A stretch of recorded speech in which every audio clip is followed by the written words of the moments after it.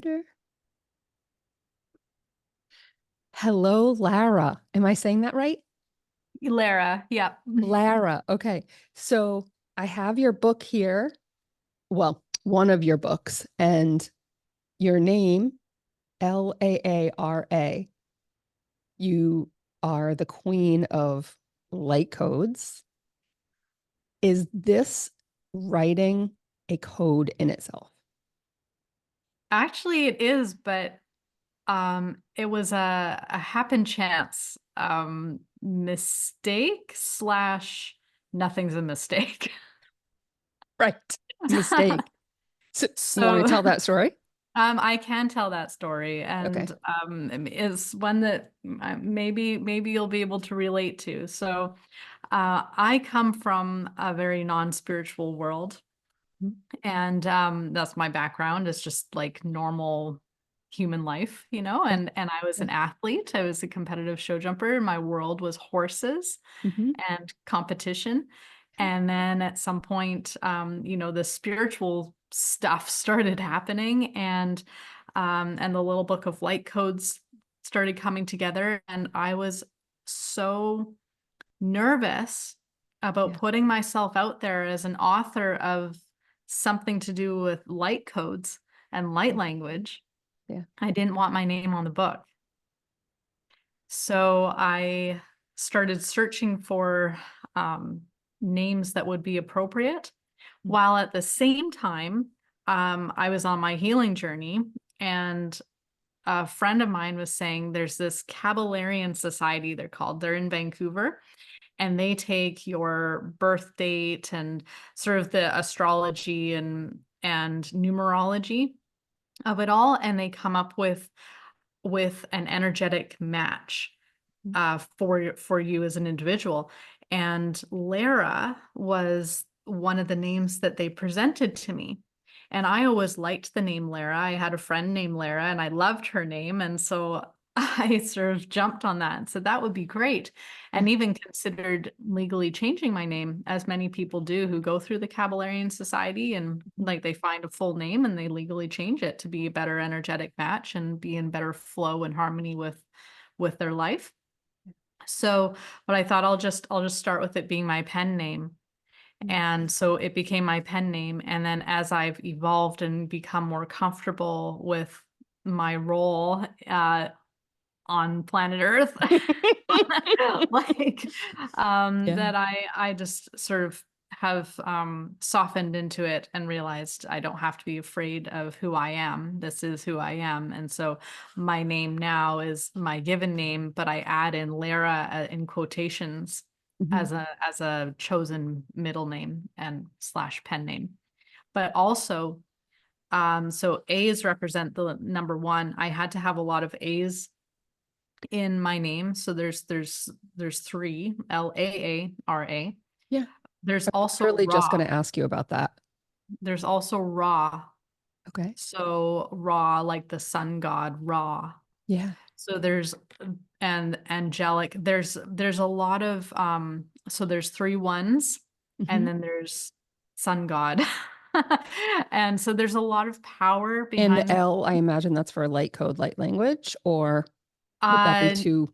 No, I think that just, I don't know what, I mean, the L has a number to it. I haven't actually dissected it that much because Okay. I didn't, it never became that important. And I just recently this year, someone pointed out to me, oh, you have Ra in your name. Oh, you have all these A's in your name. Those are all the ones. Those are angel numbers. And like bringing in all these tidbits that I hadn't even considered because it wasn't important to me.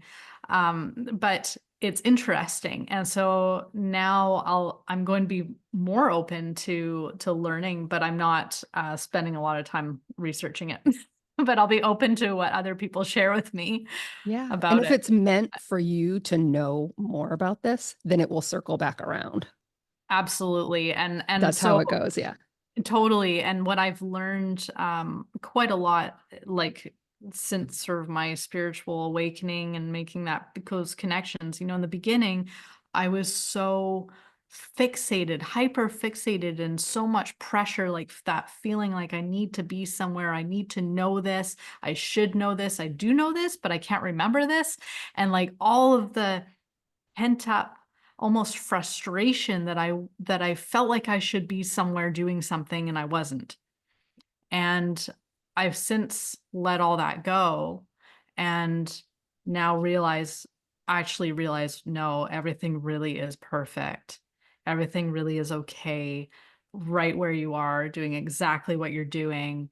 And so, hence, not feeling a lot of stress or strain around learning about what all Lara can mean, because it can mean a lot Yeah. of things. I was just going to say, like, once I think I know something, I learn something. Oh, like I was fascinated with bees and the fleur-de-lis. And I'm like, there's a connection there, and I go, finally, I got it. I got the code of the bees and the frequency and the queen and it looks like the fleur-de-lis and then Metatron's cube. And then there's more. And then there's more. And so now I'm just waiting for more. And so you have an entire book with over 300 pages. Oh, okay. Yeah.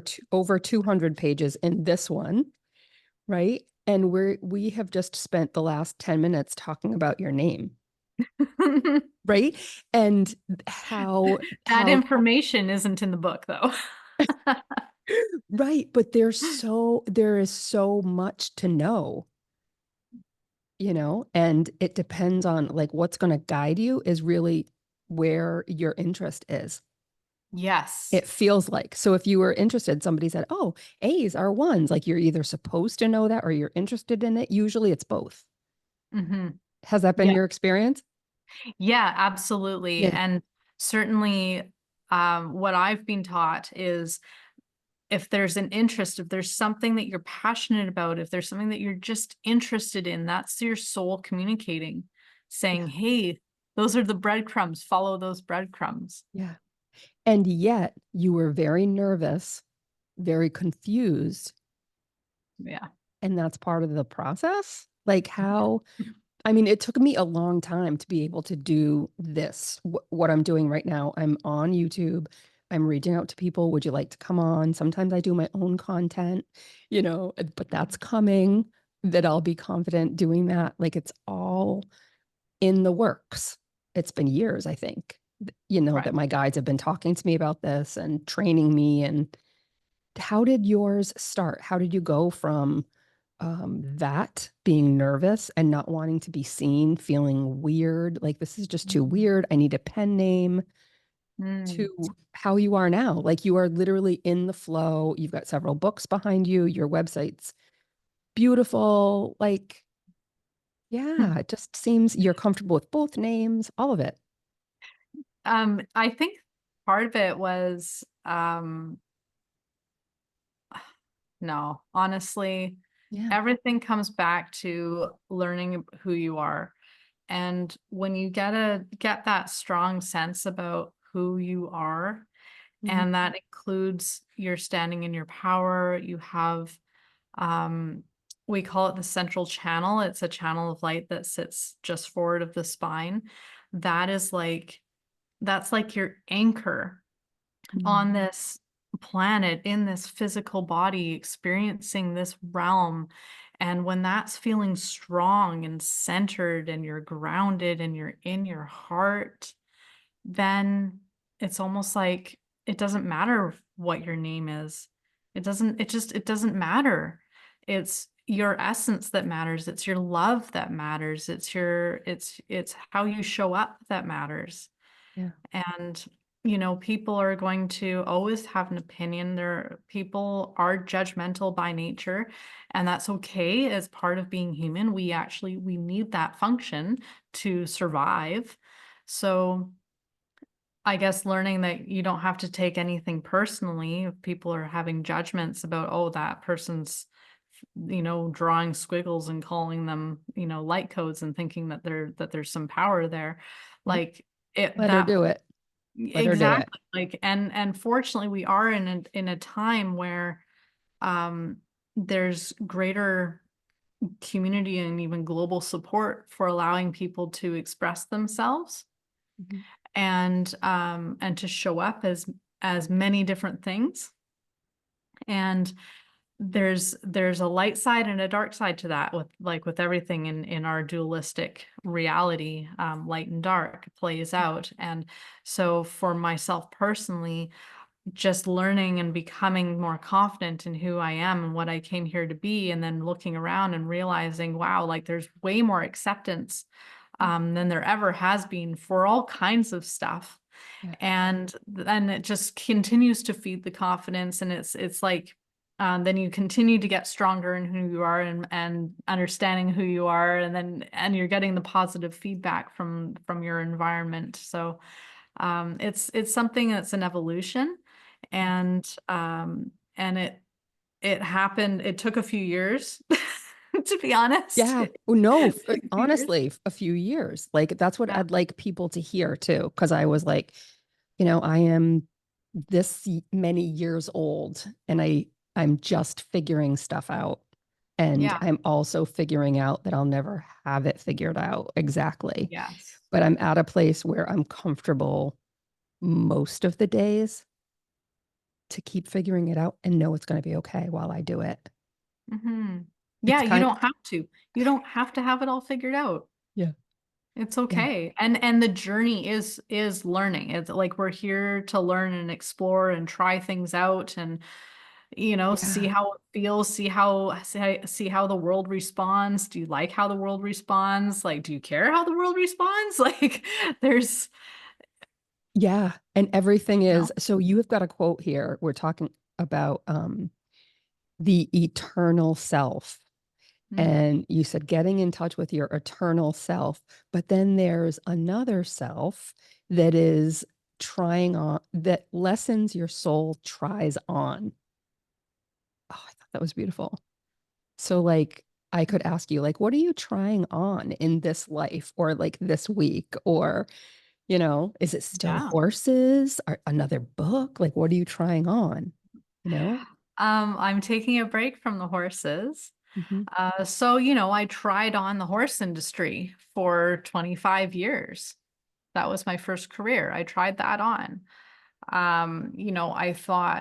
I thought that was going to be my life, and my whole lifestyle was going to be around, yeah, just equestrian life. And then I learned that no, that wasn't to be. And so then I try on being an author and a speaker, and an energy healer, and also trying on like yoga. And how does it feel to have a yoga practice? How does it feel to have a breathwork practice? How does it feel to go running? Yeah. I'm a very active person. I like to be active. So, I like to Mhm. to try all those kind of different things. But also, like, I have a partner. Mhm. What's it like to have a relationship? I was single for a long, long time. I wasn't someone who wanted to get entangled with another person's energy while I was still trying to figure myself out.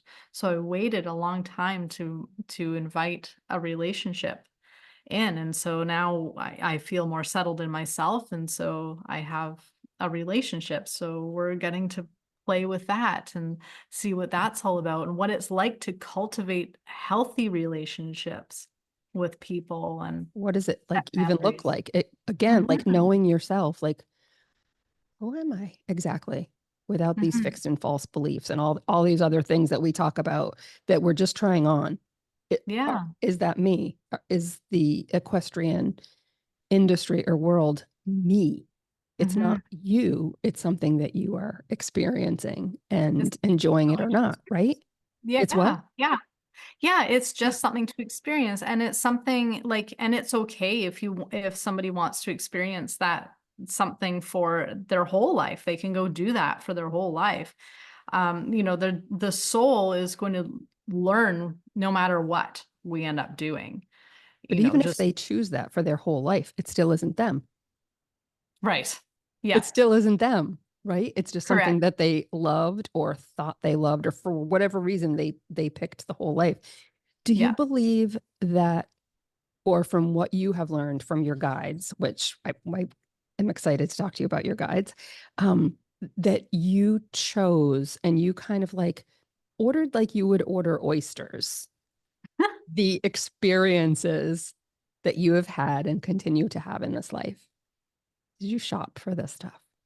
Okay, so I have a little bit of a different story than what I have come to know is more typical. Okay. Um, so there's a lot of different ways we can approach this topic. Let me see. So I remember being not born.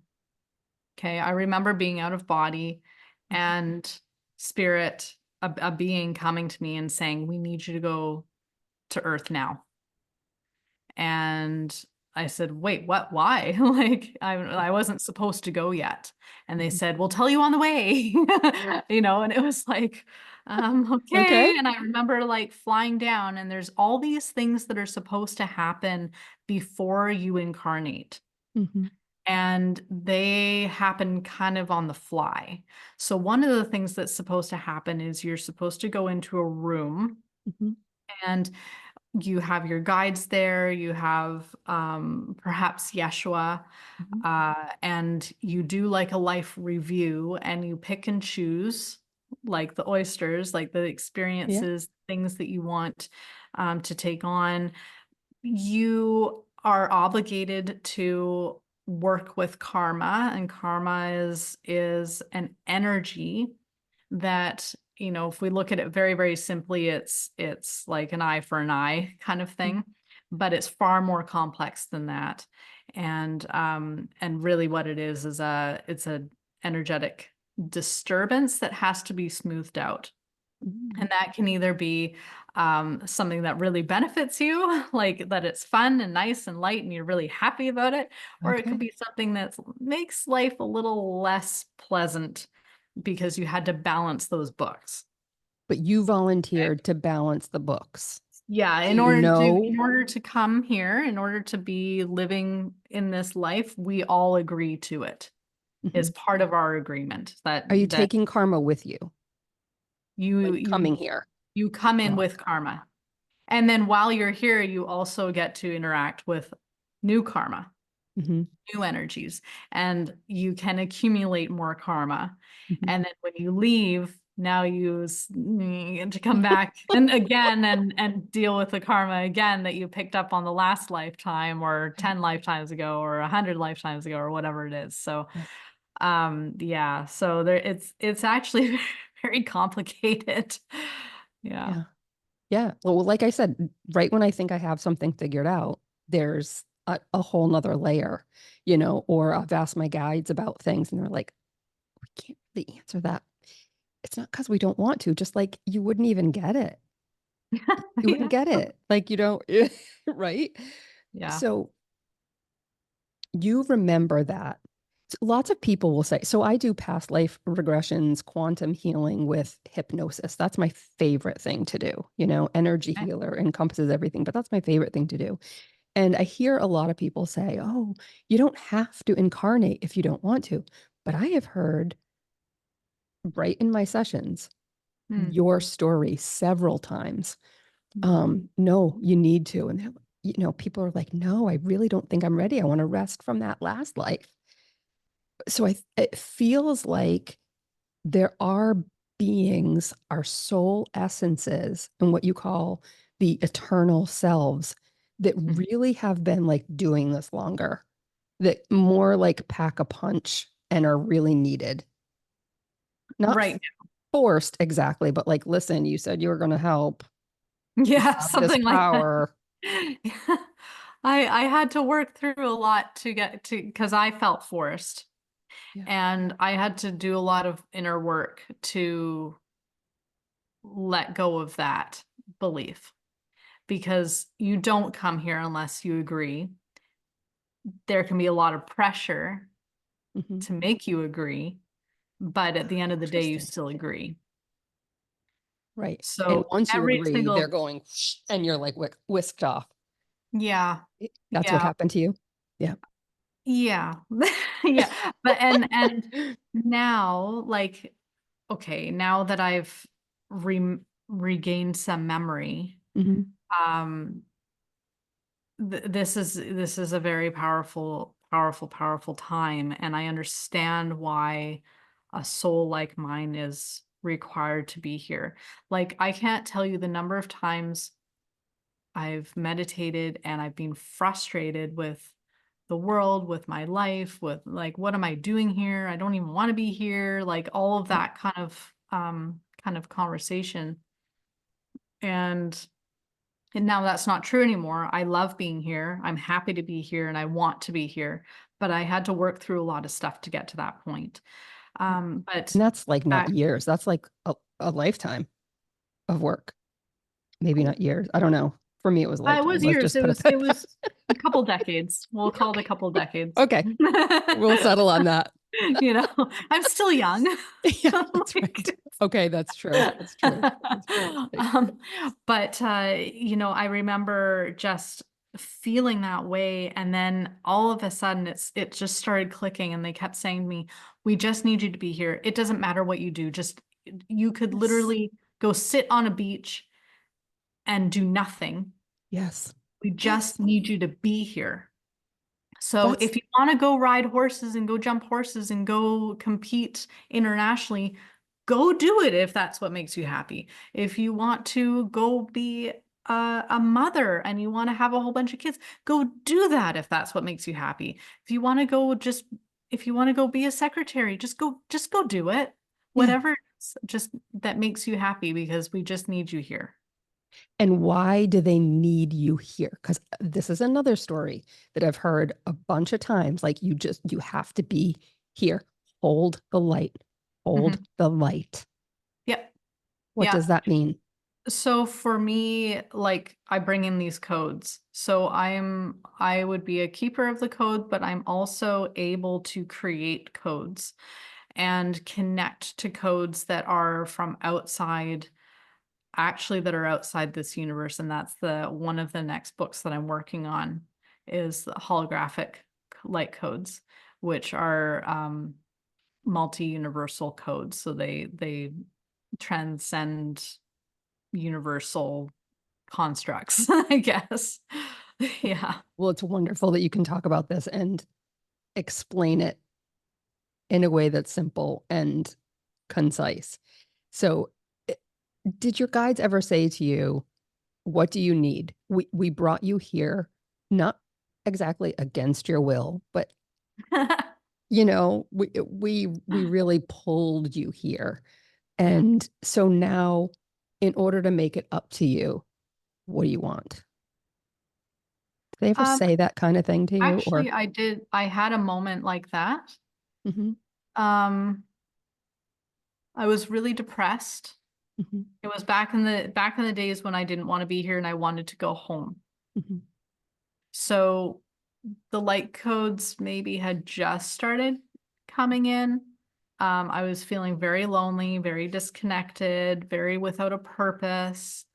Um, I had suffered a horrific back injury falling off my horse and was living in a crazy amount of pain and was on a lot of medications for that pain just to survive. Like the pain levels were high enough that the doctors were like kind of like the pain levels could kill you kind of pain level.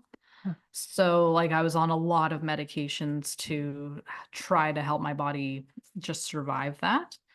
And so I had in my world at that time, I had no life. There was no life. yeah, Like it mm, was literally just trying to get through every moment. So this lasted for 6 years. So somewhere in those 6 years, just said, you know, I have had it. I have had enough. I want to go home. And there was a moment I was lying in bed when I was having this conversation and I was surrounded with the very strong energy. Things got real very fast, let me tell you. yeah. It got real very fast. And I was asked, "Do you want to be here or not?" And I said, I panicked and I realized, whoa, like I can This leave is right real. now. Yeah. Yeah. And I said, no, I think, no, I want to stay, but things have to get better. Things have to get better. And so they said, yes, things are going to get better. And I said, okay, I'll stay. And things got a lot better. Things got a lot better. Things were really good. And then amazingly, this happened again a couple of years ago. I was just sitting in bed and, I have my partner, like I have a whole other life, like everything's great. I've got the books out, like things are really, really good. Life is good. I'm happy.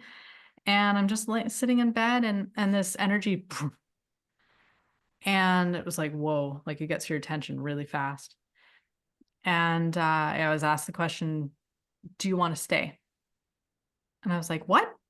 Yeah, like things are good. What are you talking I about? didn't call you. Yeah, like, but then I was like, well, since you're here, Yeah. yeah, I want to stay, but I want X, Y, and Z. And I don't remember what it was. Right. Because you have And it now. probably, you know, and they said, okay.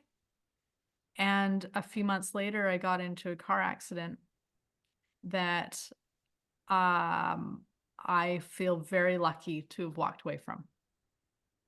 That was And your I exit realized point, that a was, potential exit point. yeah, Right. Yeah. it 100% was an exit point. So I've worked with a couple of people that when we had the sessions, and we usually get questions like, what is my soul purpose? Why am I here? Why did this happen? Why did and most of the time their higher self or their eternal selves or their guides will come in and answer that question. Mm, Couple times they're like, they're not telling me anything. They're saying they're really sorry. It wasn't meant to be this way. mm, And it really opened my eyes to, we think about, or I always thought about God, the creator was infallible, omniscient, and it's pretty darn close to that, but it mm. isn't that, you know? So I noticed that during the 6 year period, you didn't say, well, if you can change things and make them better, like, why didn't you? At that point, you were just really happy. And these people that I'm working with, like, their lives are getting a whole lot better now. And I wonder, do we have to ask? I mean, I begged and pleaded during those 6 years. Yeah. Um, Yeah. so here, do you want the story? I would love it. Okay, so If you want to, I mean, we can talk about lightcodes, we can talk about the yeah, story. Like, I'm we here for can everything. we can do it all. We can do Okay. it all. All right. I'm not shy about sharing personal stories because I know right people are going to hear them and it's going to help them through some times or help gain understanding or whatever. So Mhm. my story is it's just a story, and we were talking about the eternal self. The eternal self isn't the story. This is Mhm. just this is just a pattern of events that have occurred that I happen to have experienced. It doesn't define me, and it's not something that I choose to carry with me, but Mhm. it's something that I can use to hopefully inspire and help bring hope or peace or something wonderful to others. Mm. Thank you. So we don't be attached to any of our stories. Yeah, Oh, so I was that competitive show jumper. I was traveling around North America, competing at a fairly high level, climbing up the ranks. And I fell off my horse. I landed on my tailbone and was immediately paralyzed, not for very long. Fortunately, I had enough wherewithal to somehow get myself flipped onto my belly, and I crawled forward to straighten out my spine. And wow. apparently that is what saved my back. I don't know. I don't know, but that's what I've been told. Mhm. And but that was the start of it. And for 3 years living in really a lot of chronic pain and then being put on high dose narcotics and dealing with all of those side effects. I was maxed out on Tylenol. I was maxed out on NSAIDs. I was maxed out on the opioids. I was maxed Yeah. out basically everything that they could give me. Mhm. Put me on antidepressants. They put me on like, yeah, benzodiazepines, and I The mean works. so much stuff. And Yeah. so 3 years building up all those tolerances. And then I was on a fentanyl patch. Okay. And this is when fentanyl was just starting to come out. Doctors were really starting to prescribe it a lot, and people were dying. Okay. It was during that time Mm. where there were a lot of deaths from doctors prescribed fentanyl. Mhm. I remember And those patches. I was a nurse at that time, I think, when they first came okay. out, and they were like the panacea. Like, listen, you don't have to, they don't have to take pills. It's perfect for not, yeah. Yeah. Wow. Yep. So this weird thing happened, and maybe being a nurse, you'll have some insight on this, because I can only guess. Mhm. So it was summertime, and the patch wasn't sticking to my arm very well, I had noticed. But I was still stuck there, and I assumed I was still getting the doses. But I started to experience what I now know as withdrawal symptoms.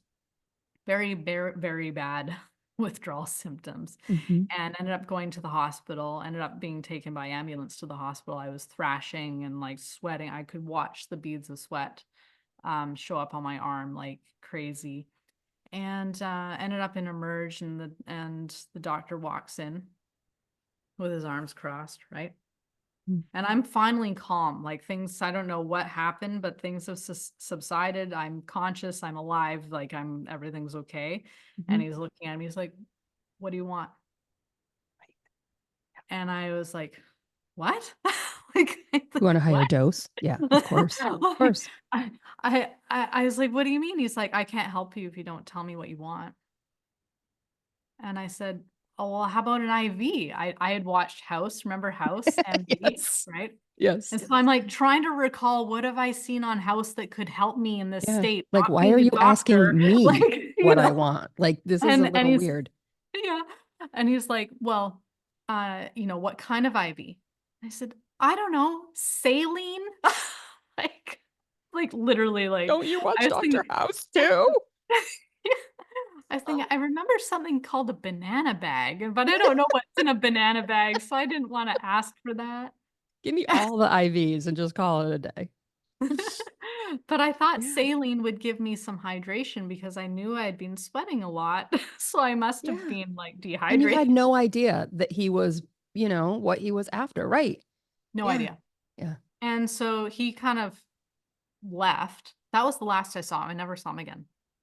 Good. Nurse comes in, gives me saline or whatever, right? Mhm. And I said to her, "Do you have any of those like sticky things that can like sit on my arm that could, because my patch has been lifting, and I thought, maybe we can stick it better." And she was like, "Oh, yes, I can get you some of those." And she disappeared, and she came back, and then I was discharged. So, um, I went to my doctor the next day, and immediately he was like, "We have to get you off these right now." Right. So I started my withdrawal process, and it took 3 years to come off everything. And I did it all by myself. Good for I you. had the help of some homeopathy.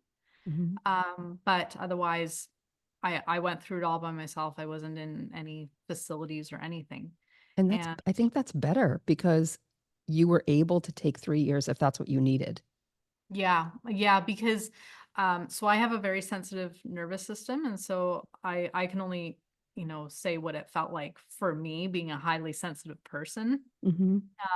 But they say that it takes 5 days to come off, to step down from these things. It doesn't. It takes 21. It takes 21 every single time.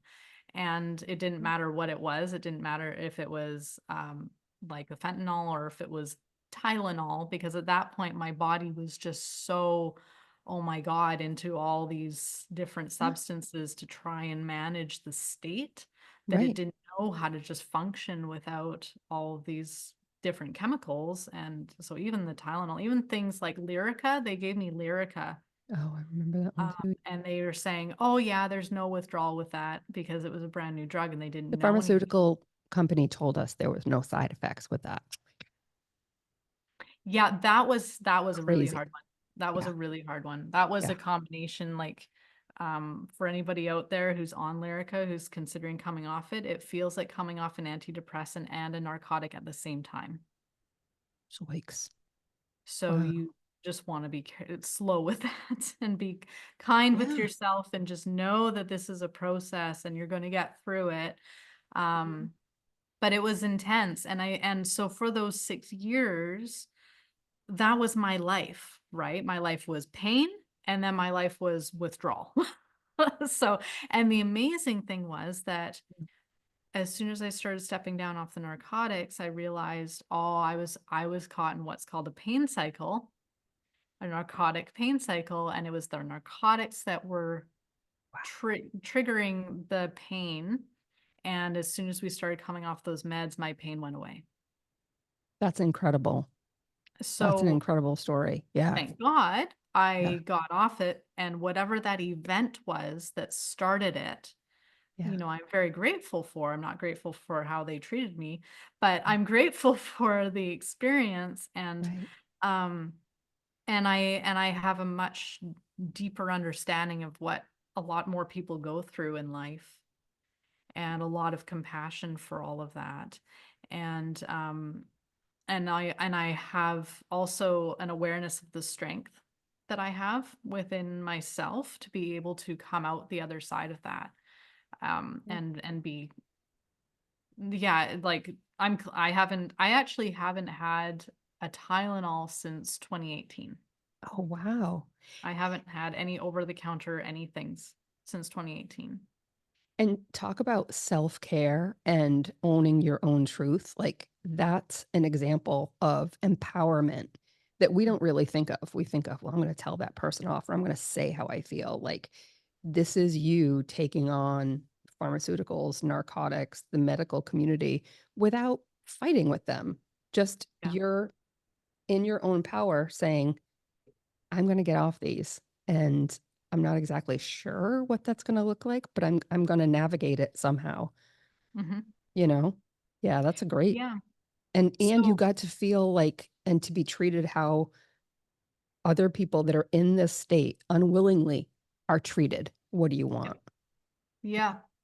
Yeah, it's very sad. And Yep. I mean, I was put on a lot of different things and I ended up in the hospital a few times just because withdrawal for the first 3 days of a step down is a very intense experience. And like I wouldn't be able to drink even water, like it just, Oh, okay. and I'd get to the point where I knew that I was getting very dehydrated and I needed to have an IV. I needed to get some fluids in me.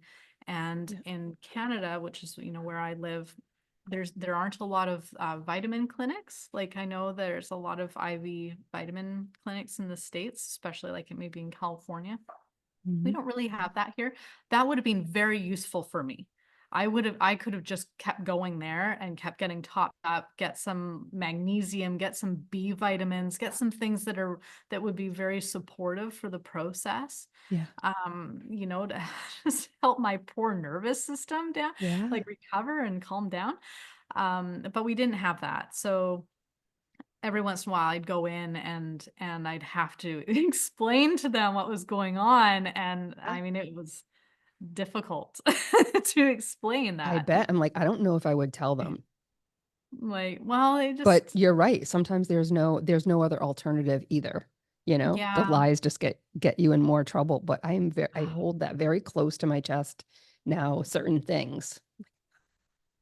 yeah, The phrase seeking forgiveness is easier than getting permission comes to mind, yeah. you know? But good, yeah, good for you. And so now about the light codes, here come your guides. And So I you said got that they kind through, of overlapped a little. so You I were got going through through, this. yeah, I got through those 6 years Okay. and I had been already practicing like, well, I had as a 5-year-old, I remember having conversations with guides, and I Mhm. remember experiencing some life events that made me not trust spirit, and saying, you know what, I can't be in both worlds, so go away, leave me alone if you're not gonna like protect me, you know what I mean? Like, so I Yeah. cut them off, and then around 13, I started seeing energy, which is a very common age for people to start getting reconnected with spirit again. Really? Okay. And so that all started happening. You know, you get into tarot, you get into crystals, you get into oracle cards, you get, you know, I was seeing Yeah. energy and stuff. And I always had this knowing that that that the world was energy and that I should be able to heal something by touching it. Like, I had this knowing and awareness that didn't really get put into practice, okay? Mhm. And then I have this experience, I get through this experience, and while I'm getting towards the end of those 6 years, I'm starting to have that connection again way, way, way stronger.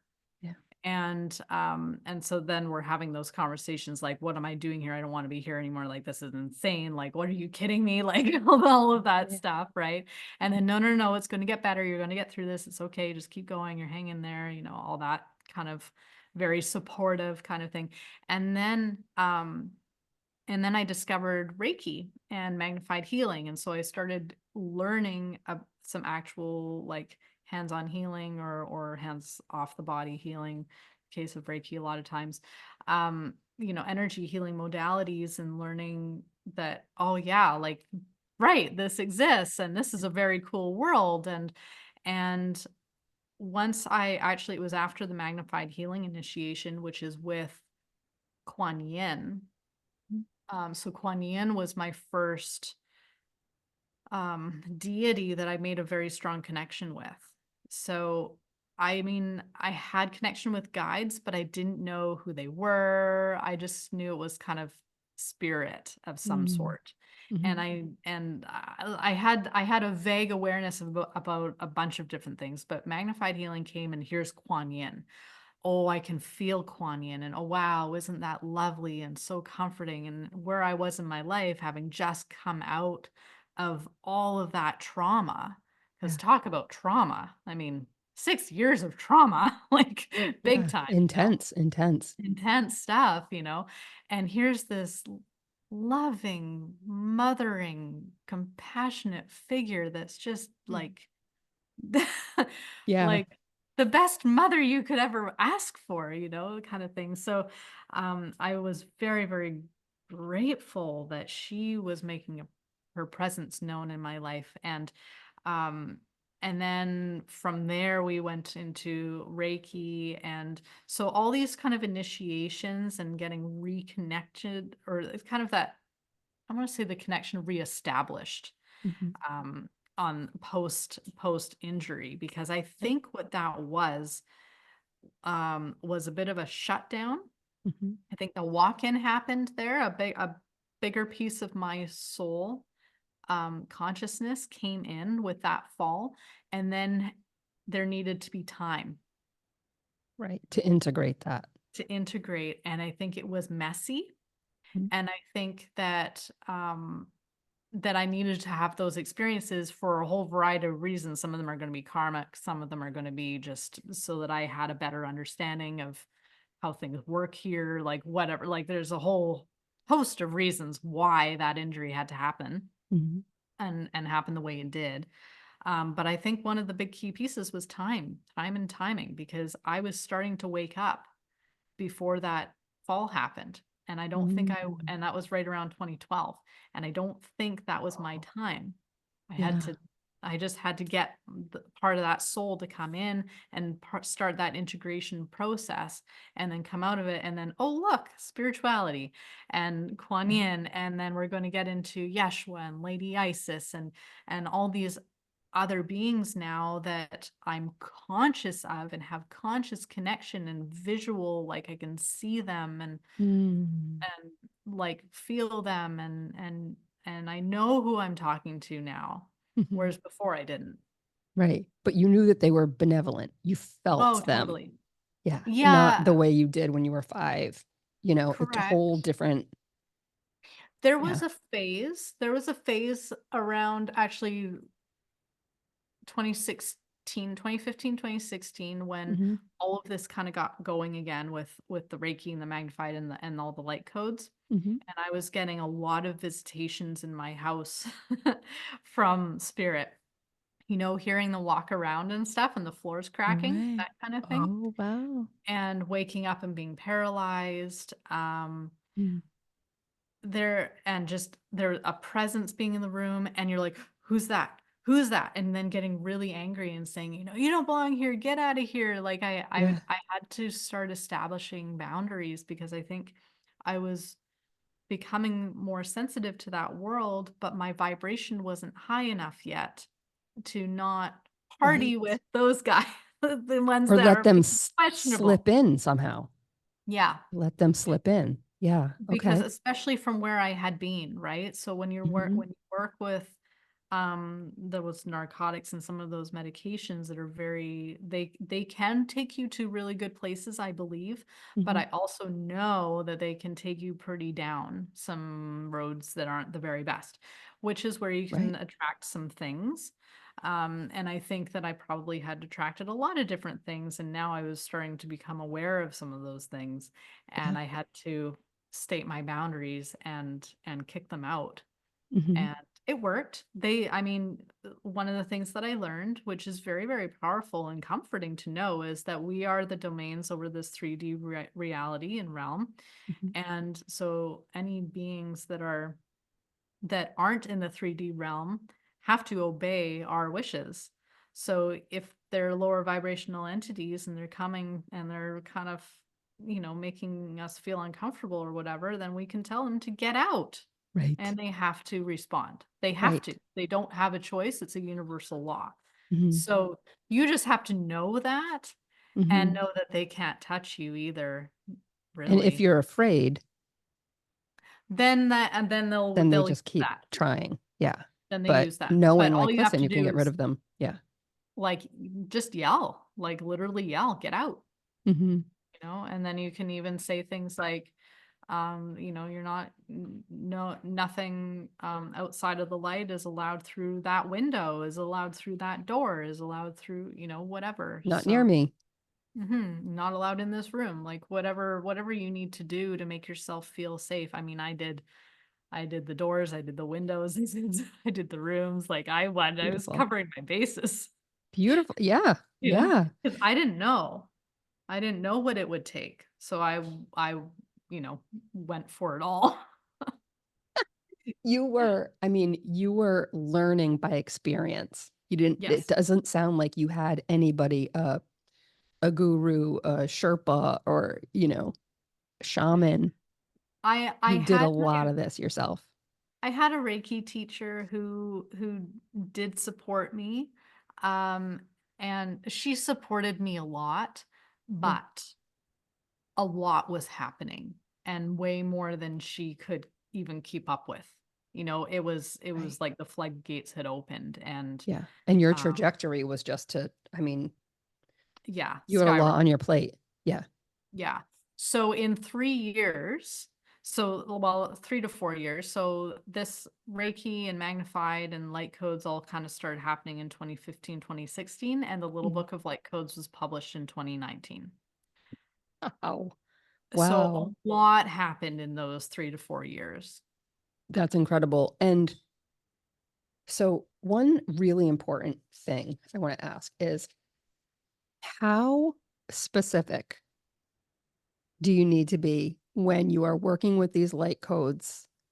Um, I chose to copy them down. That helps me instead of looking at them. I get distracted by things or, whatever. So if I, Yeah.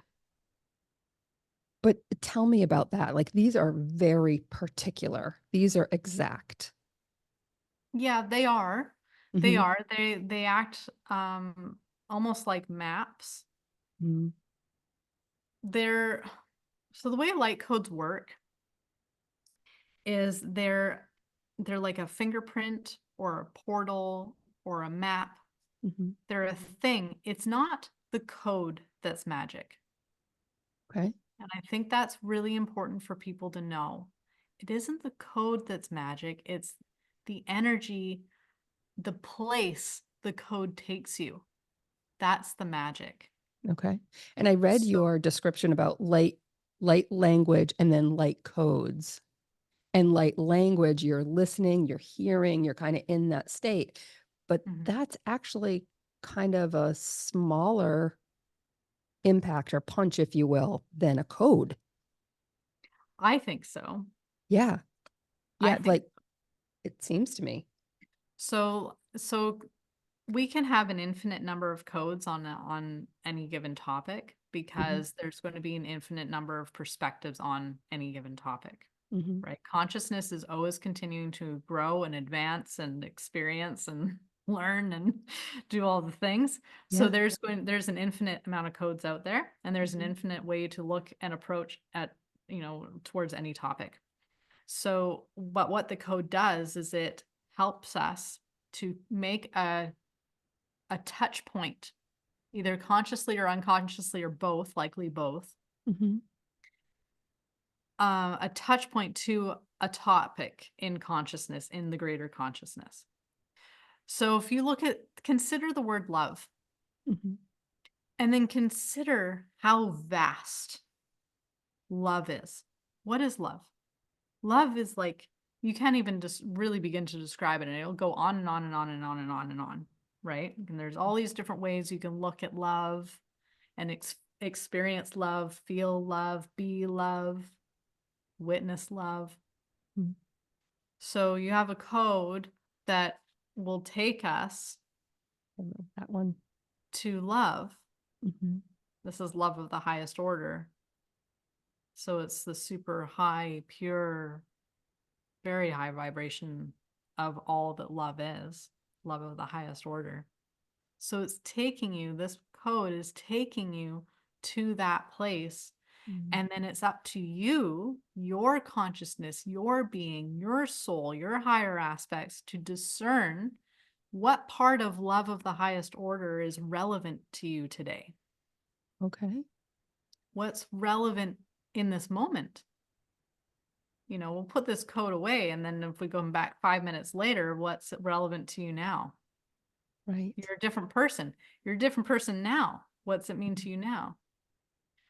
We're always evolving, we're always advancing, we're always learning and growing and changing, and Mm. so these codes will continue to work with us because it's infinite, Right. and they're connecting us to that infinite potential of the topic.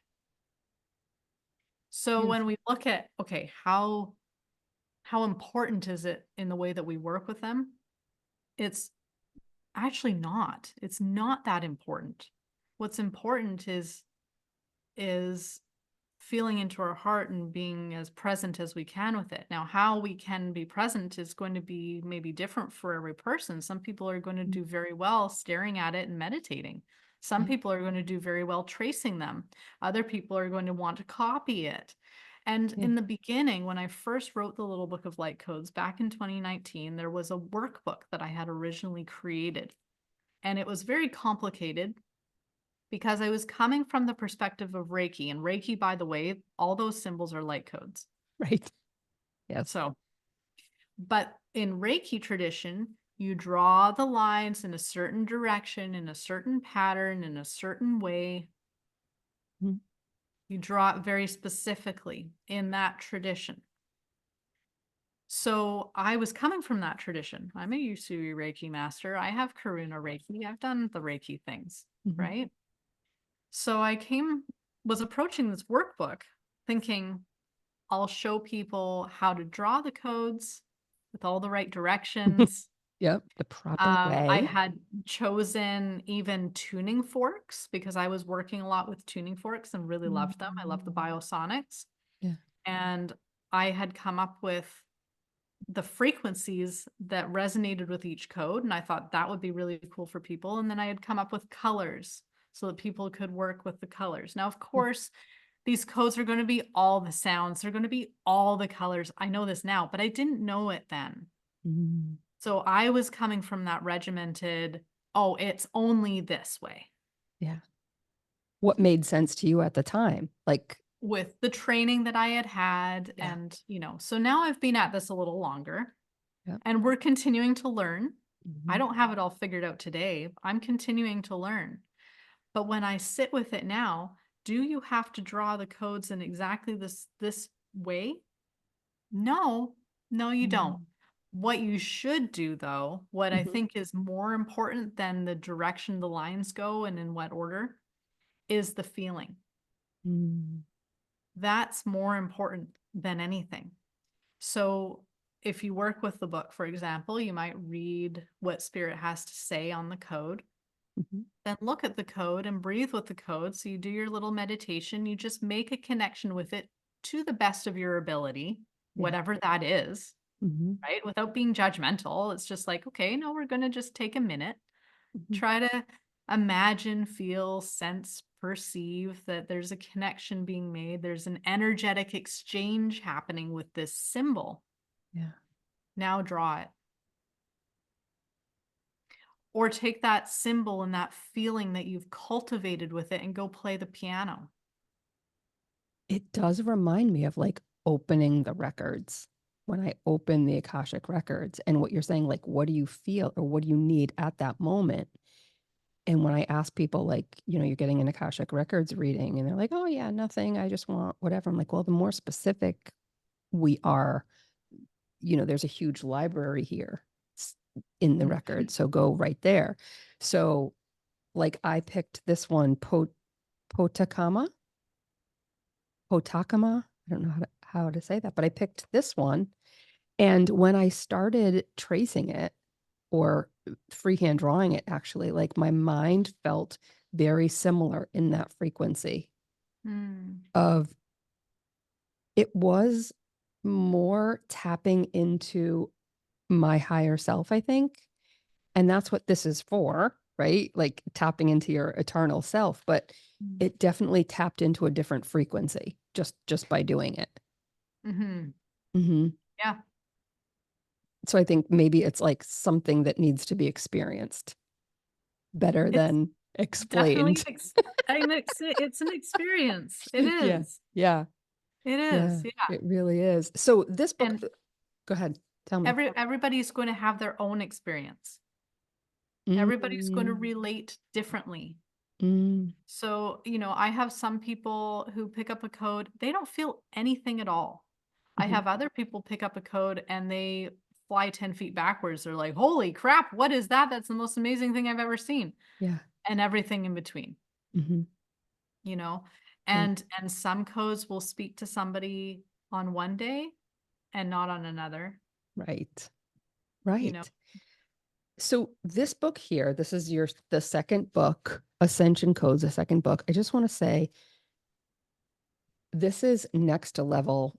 The first book, I mean, I have been working with that book for a long time now, right? And I've led groups on there where we traced things, we talked about them, and they're like, well, what are codes? And I'm like, I had a hard time explaining them. I don't think they understood exactly what they were, but Mhm. I did try to say, like, we're just going to be in these energies and pick whichever one. Don't read what it's about. Like, pick the symbol first and work with it. This I got, and it explains so much more. Mhm. There's so much information in here, but I don't think I would have been ready for this had I not worked on the first book anyway. Yeah. That'll be for a lot of people. Yeah, but this is amazing, and I really appreciate you coming and talking to me My today. pleasure. Yeah, I really appreciate it. And you said that you're going to be traveling for the next month. Are you doing something work related? Are you going on a speaking tour or something? No, this is a vacation and then but we're going to be at Conscious Life Expo in February in LA again. Oh, And so that I'm really looking forward to. We have a couple of talks, we have a lecture. I was actually invited to do a keynote. So I'm a wow. keynote speaker, which I'm Oh, very that's excited about. amazing. Yeah. And I'm also on a panel again, which was so much fun this year. I got to do my first panel this year. So we're excited to do that again as well. So Yeah. Wonderful. So Vancouver, have you been to Mount Shasta ever? Yes. How was your I'm going there in August. I'm like, I've never been out west. So now I'm like, all right, so I can go to Oh. LA in February. And then I've got how was that for you? Was it amazing? You can go to Shasta in February. No, It'll I'm just going be to your cool Conscious there. Expo thing. Yeah, but afterwards you just Oh, drive okay. north. Oh, okay. Yeah, yeah, yeah. All right. It'll just be cold. Right. But yeah, no, Shasta's beautiful. It's beautiful. We like to collect some of the water there from the headwaters. It's very nice water. Yeah, I haven't had a lot of opportunities to be there and kind of meditate. I just know I really like it and the energy feels very good. I've only gotten to stop like for an hour because it's always like we're driving through to LA or Palm Springs or something. Right. But you So, did, I mean, it's kind of out of your way, isn't it? Mount Shasta out of no, your it's way? Did you just have to go? on It's that. just right on the way? Yeah, it's on Okay. the So I-5. LA, Mount Shasta, Vancouver, like Yeah, awesome. Well, thank you yeah, so much for talking to me. And I will put your website and anything else down below for people to get a hold of you. That yeah, sounds sounds great. amazing. Thank you so much, Lara. Thank you for having me. It's been a pleasure. All right.